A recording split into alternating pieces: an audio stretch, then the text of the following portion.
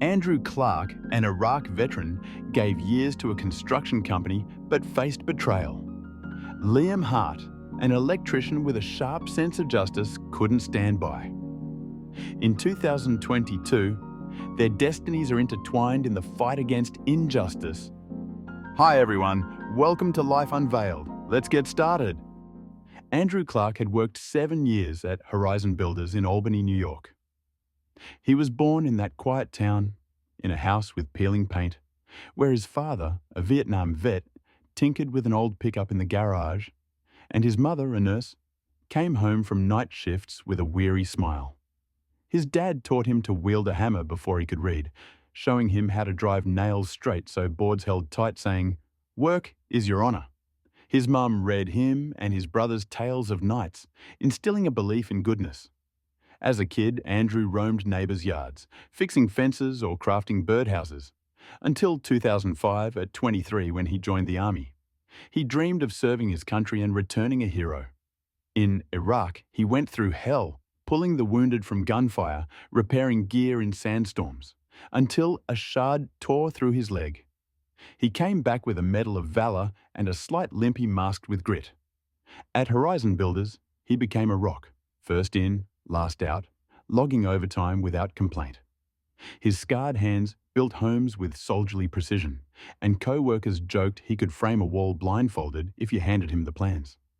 But everything shifted in October 2022. The economy faltered, orders thinned, and the company announced layoffs. Andrew wasn't worried. His tenure and reputation felt like armor. He lived in a small house with a mortgage, sent cash monthly for his mum's arthritis meds, and supported his younger brother, a college kid in Buffalo. That overcast day, they called him to the office. Justin, a 25-year-old manager with gelled hair and a fresh degree, sat behind a desk, shuffling papers without meeting Andrew's eyes. "You're a good worker, Andrew, but we need younger guys. They're cheaper," he said coolly, like reading a weather report. Andrew felt his blood freeze. His pay, a notch above average, was earned through experience, not luxury. It was survival. "I'm a vet. 7 years busting my back here." "That means nothing?" he asked, voice quaking with bottled rage. Justin shrugged, brushing him off like a fly. "Decisions made. Last day's Friday." Andrew walked out, boots echoing in the hall. At 40, with a bum leg and no savings, the world crumbled beneath him. At home, he slumped at the scarred kitchen table, staring at a pile of bills, feeling helpless for the first time in years. Liam Hart, the electrician's foreman, heard about it an hour later over coffee in the brake trailer. He'd grown up in Brooklyn, in a cramped apartment above a Chinese takeout joint, where his mum scrubbed office floors and his dad vanished for weeks on trucking runs. Lean, red-haired, expressed with a piercing gaze, he'd learned early that life rarely plays fair. At 17, he'd been fired from his first job for flagging exposed wires, kicked out instead of thanked. It toughened him. Liam vowed to claw justice out of the world. At Horizon Builders, he rose to foreman, leading his crew with a steady hand, and admired Andrew for his honesty and skill. They'd teamed up on projects, school gyms, warehouses, and Liam often saw Andrew stay late, perfecting a foundation or tweaking a beam. Seeing him silently pack his toolbox, an old battered thing with a faded American flag sticker, Liam stepped up. "They tossed you out like trash?" Andrew nodded, voice hollow. "Younger's cheaper." Liam clenched his jaw, spotting the director's nephew Travis loafing in the corner with newbies, barely able to swing a hammer, yet kept on over Andrew. Liam didn't hesitate.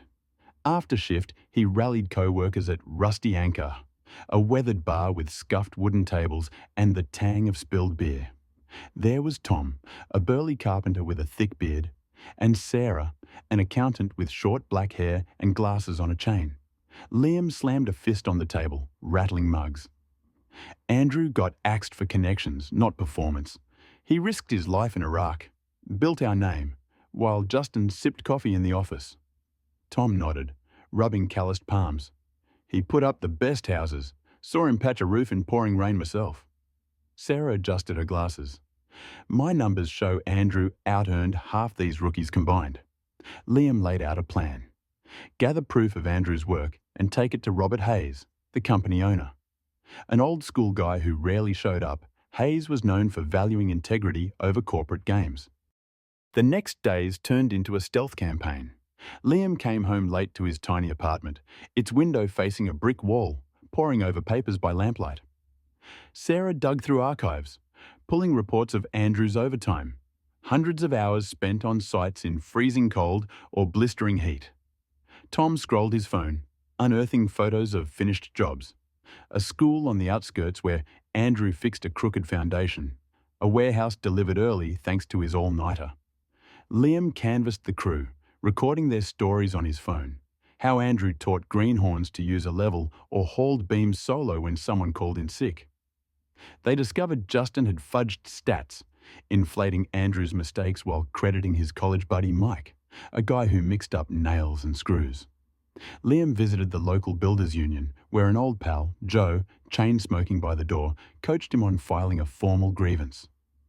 "Get the facts straight and Hazel'll hear you," Joe said, exhaling a cloud of smoke. Andrew, meanwhile, sank into despair. He holed up in his house, where damp peeled the wallpaper and the ancient TV flickered with static. The fridge gaped empty, just a can of tuna and a stale bread heel.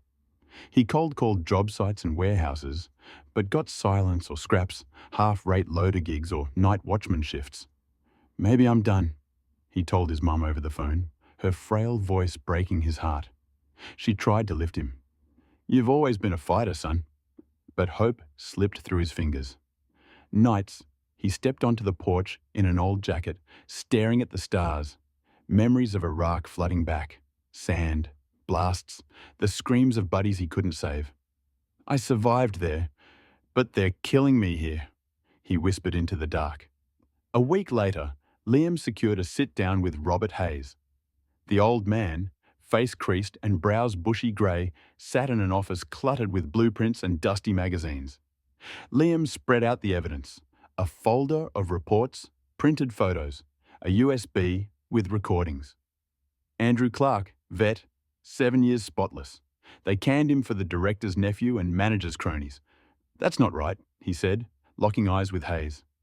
The owner stayed quiet, flipping through pages, his aged hands trembling, but his gaze sharp. Then he hit the intercom.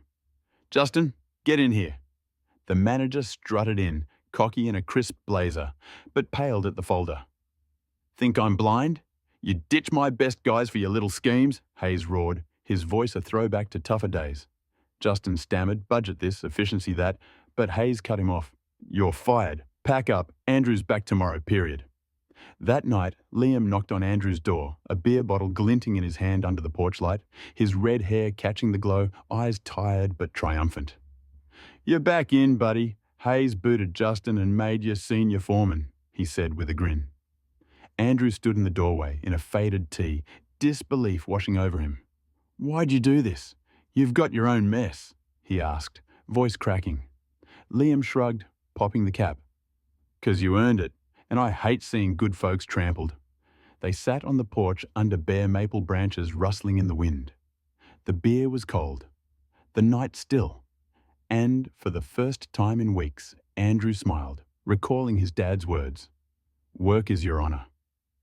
Maybe he hadn't lost it after all.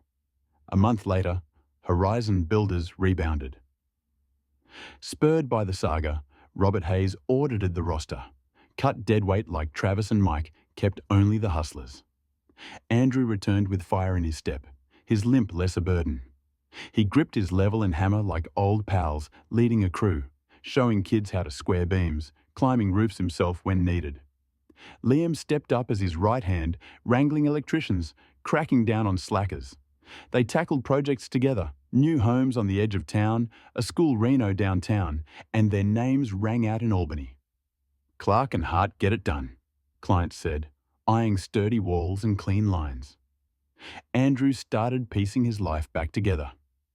He paid down some of his mum's medical debts. Her arthritis eased with better drugs, and she baked pies again, the kitchen smelling like his childhood. His brother Michael sent a graduation pic from college, captioned, "Thanks for pulling me through." Andrew enrolled in contractor licensing courses, a dream shelved for 15 years now within reach. He'd come home beat but content, sleeping without Iraq haunting his dreams. Liam changed too. Watching Andrew, he saw his faith in justice wasn't hollow. After shifts, he hit rusty anchor, raising a mug to their win.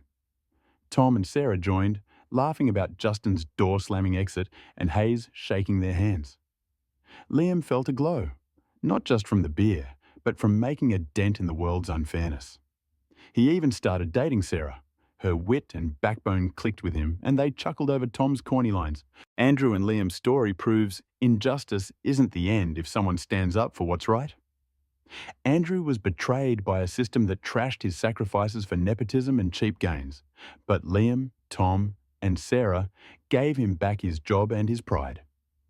It teaches that even in a world where honesty often loses, one person with a fire for justice, backed by a few good friends, can turn the tide. Grit, hard work, and fighting for others.